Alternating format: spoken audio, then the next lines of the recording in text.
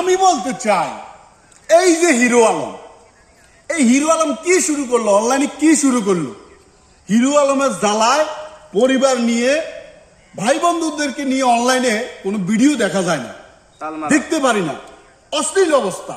30 জন নায়িকা বানাবেন, বানান, সমস্যা নাই। কিন্তু ভাই আপনি যে এই যে অনলাইনের ভিতরে এই সাইডে একটা মহিলা, এই সাইডে একটা মহিলা নারী নায়িকা নিয়া এদিকে চুমা দেন, ওইদিকে চুমা দেন, এই করেন সেই করেন। আরে ভাই কি শুরু করলেন?